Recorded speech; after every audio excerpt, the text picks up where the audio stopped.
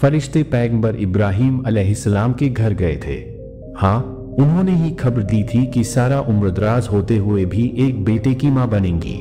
फरिश्तों की कही हुई बात जल्दी ही सच साबित हुई। सारा एक बेटे की मां बनी। पैगंबर ने उसका नाम इसहाक अलैहिस्सलाम रखा। पैगंबर इब्राहिम अलैहिस्सलाम का बेटा बड़ा हुआ और बड़ा होकर वह भी एक पैगंबर बना। इसहाक अलैहिस्सलाम ने रिबेका से निकाह किया और उनके जुड़वा बच्चे हुए। इसहाक अलैहिस्सलाम ने उन्हें नाम दिया ईसाऊ और याकूब। बड़ा बेटा ईसाऊ बड़ा होकर ताकतवर इंसान बना। वह एक अच्छा शिकारी भी था, लेकिन याकूब बहुत अक्लमंद थे और अपने वालिद के पसंदीदा भी। दोनों भाई एक दूसरे से बहुत झगड़ा करते थे। ईसाऊ को यह बात पसंद नहीं थी कि उनके वालिद याकूब को ज्यादा चाहते हैं। ईसाऊ जैसे जैसे बड़ा होता गया, उसकी जलन बढ़ती गई। उम्र बढ़ने के साथ ही इसहाक अलैहिस्सलाम की नजर कमजोर होती चली गई। बुजुर्ग पैगंबर को एहसास हुआ कि वह अब जल्दी ही इस फानी दुनिया से चले जाएंगे। वह आखिरी बार गोश्त खाना चाहते थे, लिहाजा उन्होंने अपने बड़े बेटे से शिकार करके लाने के लिए कहा। ईसाऊ राजी हो गया और शिकार के लिए गया। बाप बेटे की यह बात मां रिबेका ने सुनी। वह अपने छोटे बेटे की जानिब दौड़ी, जो कि उनका पसंदीदा था। उन्होंने कहा, अपने झुंड में से अच्छी सी 2 भेड़ों की कुर्बानी दो और उन्हें ऐसा पकाओ कि तुम्हारे वालिद को पसंद आए।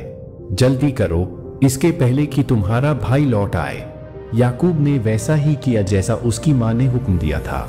मां ने यह भी कहा कि वह ईसाऊ के कपड़े पहन ले ताकि उसके बदन से ईसाऊ जैसी बू आए। फिर याकूब ने अपनी गर्दन और अपने हाथों पर भेड़ की चमड़ी लगा ली। उन्हें वालिदा ने ऐसा करने के लिए कहा क्योंकि ईसाऊ के बदन पर बहुत बाल थे। वालिदा ने उन्हें ईसाऊ की तरह बात करने को भी कहा। और फिर याकूब अपने वालिद के कमरे में गए।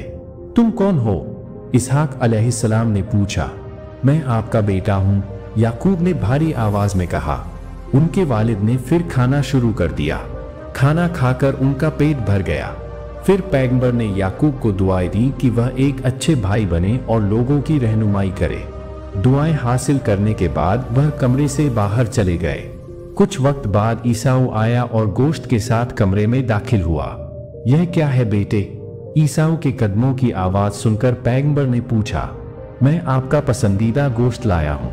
पैगंबर यह सुनकर पशोपेश में पड़ गए। क्या तुम थोड़ी देर पहले मेरे लिए गोश्त लेकर नहीं आए थे? पैगंबर ने पूछा। मैं नहीं था, ईसाऊ ने कहा। फिर उसे एहसास हुआ कि यह उसका भाई है जिसने उसे दगा दिया। ईसाऊ अब बहुत गुस्से में था। वह अभी याकूब को जान से मारना चाहता था। रिबेका ने देखा कि ईसाऊ अपने भाई को जान से मारने जा रहा है। वह याकूब के पास गई और उसे हरन में रहने वाले अपने भाई लाबान के पास जाने को कहा। उन्होंने याकूब को वहां रहने को कहा जब तक कि उसके भाई का गुस्सा ठंडा न हो जाए। याकूब ने वालिदा के हुक्म की तामील की और हरन के लिए सफर शुरू कर दिया। वह तपते सूरज के नीचे गर्म रेगिस्तान में चल रहे थे। एक शाम वह चलते चलते बहुत थक गए तो उन्होंने थोड़ी देर आराम करने का फैसला किया। उन्होंने एक पत्थर के ऊपर अपना सिर रखा और सो गए। उस रात उन्होंने एक ख्वाब देखा। उन्होंने जमीन से जन्नत तक सीढ़ियां देखी। उन्होंने उन सीढ़ियों से फरिश्तों को आते जाते देखा। अल्लाह सुब्हान ताला ने पैगंबर और इस सरजमी को आने वाली पीढ़ियों के लिए नवाजा। जब वह जागे तब उन्हें एहसास हुआ कि वह महज एक आम ख्वाब नहीं था। उन्हें वाकई अल्लाह की सरपरस्ती हासिल थी।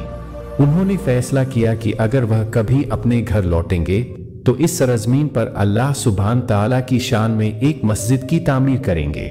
इसके साथ ही उन्होंने अपनी जायदाद का दुआ हिस्सा अल्लाह सुब्हान ताला को पेश करने का फैसला किया। जो पत्थर उन्होंने सिर के नीचे लगाया था उसे बतौर निशानी वहां रख दिया ताकि अगर वह लौटें तो यह जगह याद रहे। उन्होंने उस पर तेल डाला। आज इस जगह को यरूशलेम के नाम से जाना जाता है। फिर याकूब अलैहिस्सलाम अपने हर्रान के सफर पर निकल पड़े। वह कई दिनों तक चलते रहे और आखिरकार हर्रान पहुंच गए। याकूब अलैहिस्सलाम अपने मामा लाबान से मिले और अपना तारुफ दिया। जब लाबान को मालूम हुआ कि याकूब अलैहिस्सलाम उनकी बहन के बेटे हैं तो वह बहुत खुश हुए। उन्होंने उन्हें अपने घर बुलाया और अपनी बेटियों से मिलवाया। उनके नाम थे लिया और रैचेल। पैगंबर अलैहिस्सलाम खाली नहीं बैठना चाहते थे, लिहाजा वह अपने मामा की मदद के लिए जी तोड़ मेहनत करने लगे।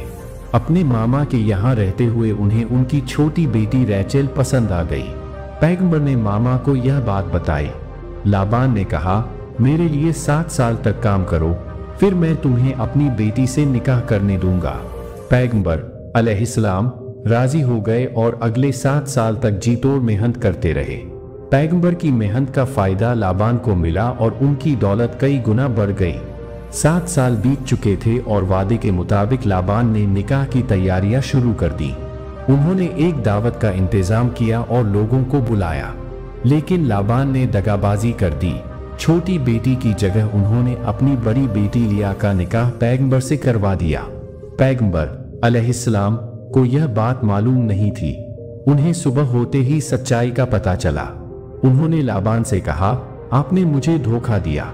मैंने रैचेल के लिए कहा था और आपने लिया से निकाह करवा दिया। लाबान ने जवाब दिया, हमारे यहाँ यह रवायत नहीं है कि बड़ी बेटी के रहते हुए छोटी बेटी का निकाह कर दिया जाए। पैगंबर अलैहिस्सलाम ने कहा, तो अब क्या होगा? लाबान ने कहा, अगर तुम 1 हफ्ते तक लिया के साथ रहो तो मैं तुम्हें रैचेल भी दूंगा, लेकिन उसके लिए तुम्हें मेरे लिए और 7 साल काम करना होगा। पैगंबर अलैहिस्सलाम ने यह शर्त मंजूर कर ली। उन्होंने पहले हफ्ते लिया के साथ पूरा किया और फिर रैचेल से भी निकाह किया। इसके बाद उन्होंने और 7 साल तक अपने मामा की सेवा की। इस तरह याकूब अलैहिस्सलाम की 2 बीवियां हो गईं, लिया और रैचेल। दोस्तों, यह वाकया यही खत्म करते हैं। आपको अगर यह वाकया अच्छा लगा हो तो हमारे चैनल रज़ा वॉइस को सब्सक्राइब